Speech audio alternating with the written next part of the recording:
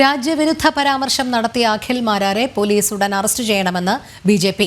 പാകിസ്ഥാൻ ഭീകരർക്കെതിരെ ഭാരതം തിരിച്ചടിച്ച പശ്ചാത്തലത്തിൽ സമൂഹമാധ്യമത്തിലൂടെ ലൈവായാണ് അഖിൽ മാരാർ പരാമർശം നടത്തിയത്. സംഭവം വിവാദമായതോടെ പോസ്റ്റ് നീക്കം ചെയ്തിരുന്നു. ബിജെപി കൊട്ടാരക്കര മണ്ഡലം കമ്മിറ്റിയാണ് അഖിൽ മാരാർക്കെതിരെ പരാതി നൽകിയത്. അവൻ പോയി പാകിസ്ഥാന്റെ കൊടിയും അഴിച്ച് അവന്റെ കൊടിയും വെച്ച് കെട്ടി ഇന്ത്യയിൽ ഒരു എംബസി തുറക്കാൻ വേണ്ടിയിട്ട് താണ്ട ഈ നിമിഷം വരാൻ പോകുന്നു എന്ന് പറഞ്ഞിരുന്ന പാവം പിടിച്ച ബലൂചിസ്ഥാനികളോട് ഇന്ത്യ കാണിച്ച ഏറ്റവും വലിയ ചതിയാണ് ഇപ്പോൾ ഇവിടെ നിന്ന് വലിഞ്ഞു കളഞ്ഞത്. അമേരിക്ക പറയുന്നത് കേട്ട് വലിഞ്ഞു കളഞ്ഞത്. ഒരു ആത്മാഭിമാനവും ഇല്ലാത്ത പരാധികാരിയാണെന്ന് ഇന്ത്യയിൽ ഏതൊരു പൗരന് പറയാൻ പറ്റുന്ന ഒരു തീരുമാനം തന്നെയാണ് ഇപ്പോൾ നരേന്ദ്രമോദിയുടെ ഭാഗത്ത് ഉണ്ടായിരിക്കുന്നതെന്ന് ഇനി എന്തിനാണ് പറയാൻ?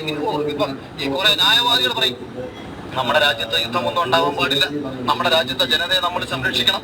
ഇക്കഴിഞ്ഞ 11-ാം തീയതിയായിരുന്നു അഖിൽ മാരാർ സമൂഹ മാധ്യമം വഴി ഇത്തരത്തിൽ പരാമർശം നടത്തിയത്. ബലൂജികൾക്ക് ഇന്ത്യ രഹസ്യമായി ആയുധം നൽകി പാകിസ്ഥാനിൽ സംഘർഷമുണ്ടാക്കിയെന്നും ബലൂചിസ്ഥാനികളെ ഇന്ത്യ ചതിച്ചുവെന്നും ആത്മാഭിമാനമില്ലാത്തവരാണ് നമ്മുടെ ഭരണാധികാരികളെന്നും അഖിൽ മാരാർ വീഡിയോയിൽ പറയുന്നുണ്ട്. ജനം ടിവിക്കും അവതാരകനായ അനിൽ നമ്പ്യാർക്കുമുള്ള മറുപടി എന്ന രീതിയിലാണ് ലൈവ് ആരംഭിച്ചത്. പഹൽഗാമിലെ ഭീകരാക്രമണവുമായി ബന്ധപ്പെട്ട് ഭരണാധികാരികളെ വിമർശിക്കുകയും പിന്നീട് വാക്കുകൾ അതിരുകടക്കുകയും ചെയ്തു. ഇത് വിവാദമായതോടെ അഖിൽ മാരാർ വീഡിയോ നീക്കം ചെയ്തു. സംഭവത്തിൽ രാജ്യവിരുദ്ധ പരാമർശം നടത്തുന്ന ഡിജിറ്റൽ തെളിവ് ഉൾപ്പെടെ ഹാജരാക്കിയാണ് ബിജെപി കൊട്ടാരക്കര മണ്ഡലം പ്രസിഡന്റ് അനീഷ് കിഴക്കേക്കര പോലീസിൽ പരാതി നൽകിയത്. അഖിൽ മാരാറിന്റെ രാജ്യവിരുദ്ധ പ്രസ്താവന എല്ലാവരും കണ്ടിട്ടുണ്ട്. അതിനെ കൃത്യമായി ബിജെപി നിയമ നടപടിയായിട്ട് മുന്നോട്ട് പോവുകയാണ്. ഈ അഖിൽ മാരാർ ഇങ്ങനെയൊക്കെ പറയുന്നത് ആർക്ക് വേണ്ടിയിട്ടാണെന്നുള്ളത് അഖിൽ മാരാർ വ്യക്തമാക്കണം.